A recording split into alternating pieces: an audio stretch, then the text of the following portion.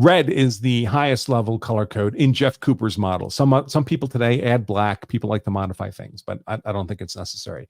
Red is when AOJ has been satisfied.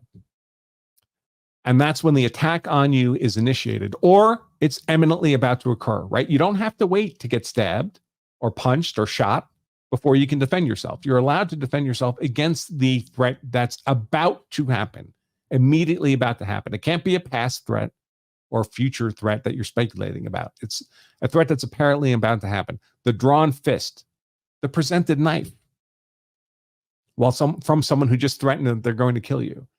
So the attack is initiated or is imminently about to occur. We just talked about AOJ. Defense now requires immediate and decisive action. Now, I do caution maintain proportionality. So let me go back to because this fight had non-deadly threat portions and it had deadly threat portions. When we're here, I'll pull this. Whoops, I pressed the wrong button. Hold on.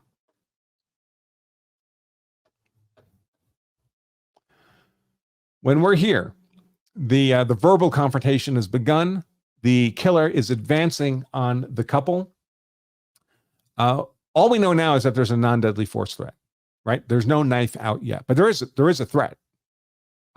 There's a verbal threat to kill, but the verbal threat alone is not enough. You need some overt physical act evidence from which you can reasonably infer an ability to bring that threat of death, of deadly offensive force to reality, to the fight.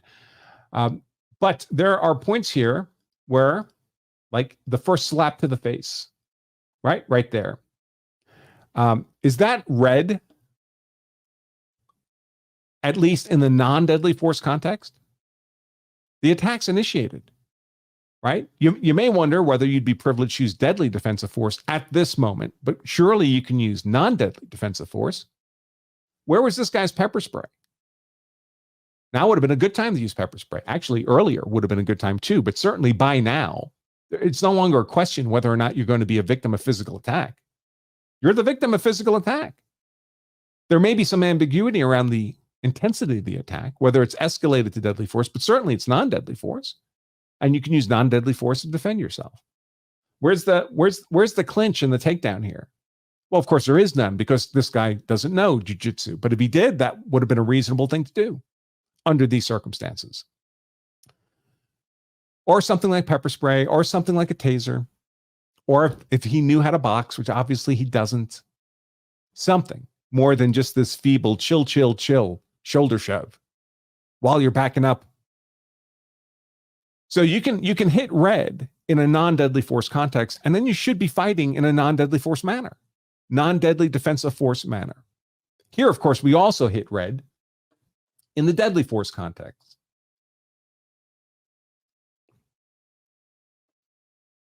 And that's when, let's see, the knife comes out. Now the knife is in the bad guy's hand. Look at that stance. What do you think he's going to do? Is this stance, is this part of the evidence you're observing to evaluate the jeopardy of AOJ, conduct consistent with intending to bring ability and opportunity to bear?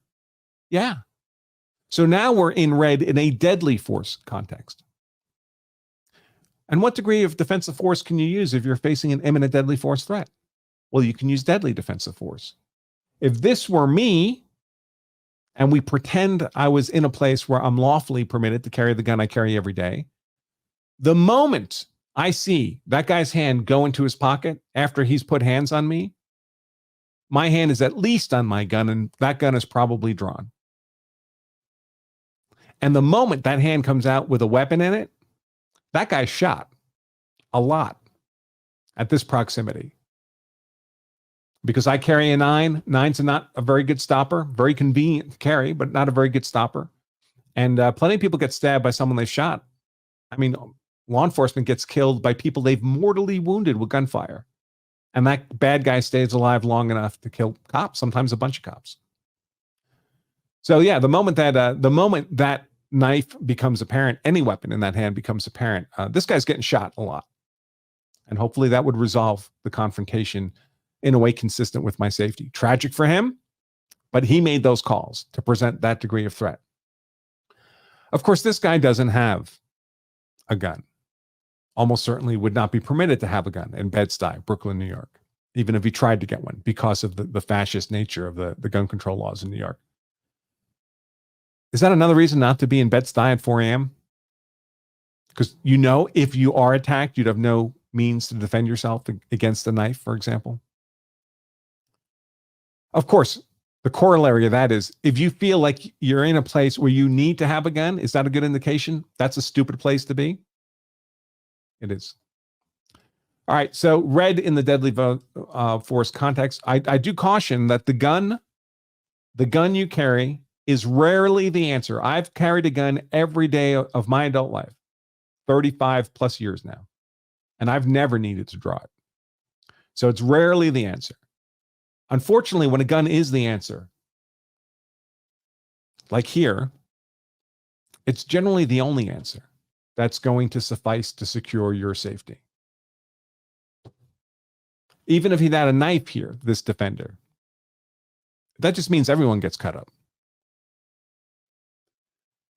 So a gun, I caution, is rarely the answer. A lot of cases I work are law-abiding people who've never been in trouble with the law a day in their lives, got scared, went to the gun under circumstances where they were not necessarily being presented with a deadly force threat. So they went disproportional. They lose the element of proportionality. They lose self-defense. Or at least that's the argument being made by the prosecution, by the state, that we have to overcome as their defense counsel, their defense team.